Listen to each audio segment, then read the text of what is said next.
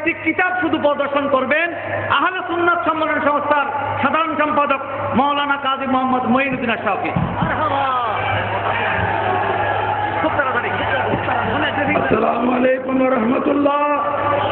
ওয়াহাবিদের নেতা আশরাফি তানভী আমার নবীর আলমকে কুকুর বিড়াল শ্রীগাল চতুষ্পদ জন্তুর জ্ঞানের সাথে যে তুলনা করেছে সেই কিতাব হিফজুল ঈমান।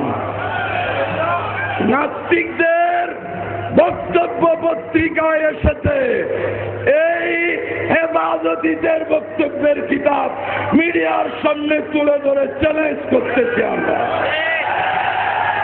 আল্লাহ মিথ্যা বলতে পারেন, এই ছবি ফটিয়া হাঁটা দাড়িওয়ালার রেসালায়ে হাতে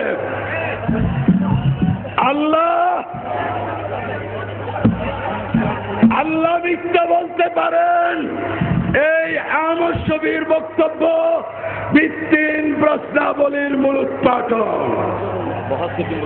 আল্লাহর রসুলকে তিনি না অতি মানব না মানবীয় দুর্বলতা থেকে মুক্ত, তিনি নিজ পরের কল্যাণ ও কল্যাণ তো দূরে নিজেরও কোনো কল্যাণ ও কল্যাণ করতে অক্ষম।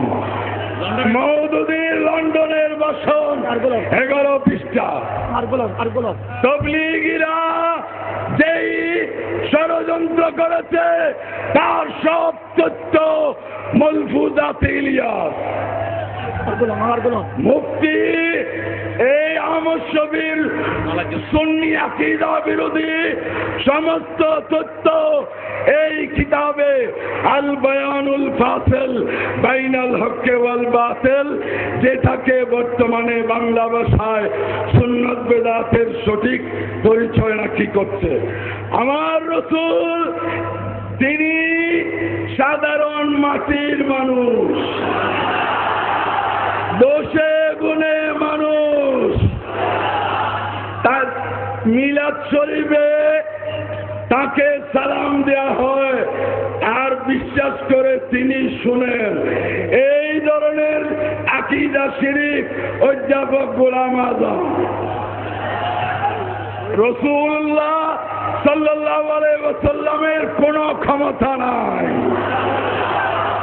রসুল ফেরেশতা আল্লাহর সামনে চামার মুসির চেয়েও নিকৃষ্ট।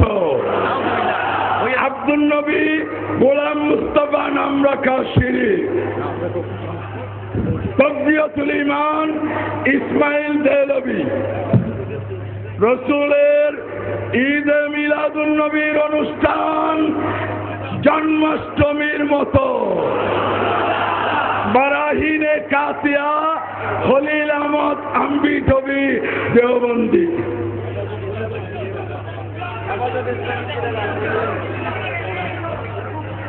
নামাজের মধ্যে সম্মানিত উপস্থিতি শুনেন, নামাজের মধ্যে নবীর খেয়াল আসলে গরু গাদার খেয়ালের চেয়ে অনেক নিকৃষ্ট।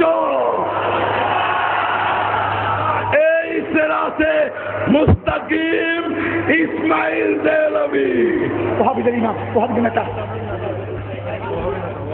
নবী ওলির মাজারে গাজী সালারে মসুদ এবং গরিব নওয়াজের মাজারে উদ্দেশ্য সিদ্ধ হবে এই নিয়তে যাওয়া শিরিক জানা হত্যার গুনাহ থেকে মারাত্মক।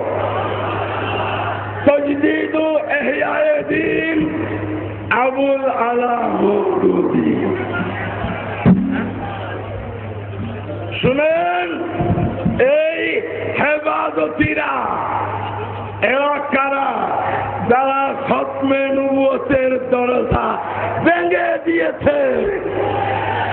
এরাই বলছে আমার নবীর শেষে কোন নবী আসলেও উনি খাতামুন নবীন থেকে যাবেন। কেন? যেহেতু খাতামুন নবীর মানে শেষ নবী নয়, শ্রেষ্ঠ নবী। এখন গোলাম আহমদ কাদিয়ানী বলেন, এই সুযোগে আমি একটু ঢুকে যাই। এরা তাজিরুন নাস মাদ্রাসার প্রতিষ্ঠাতা কাসেম নানুতুবি, আর ওরাই আবার তাহাফুজে খতমে নবুয়ত করেছে। আজকের সমাবেশ প্রমাণ করে দিল কে চোর কে মালিক। সুন্নি মুসলমানদের উদ্দেশ্যে বলতে চাই, এরা মাজার ভাঙবে নয়, বনওয়ারি শাহর মাজার মেডিকেলের সামনে নিশ্চিহ্ন করে দিয়েছে। সুতরাং সকলকে ঐক্যবদ্ধ আহ্বান জানিয়ে আমার বক্তব্য শেষ করলাম। আসসালামু আলাইকুম ওয়া রাহমাতুল্লাহ।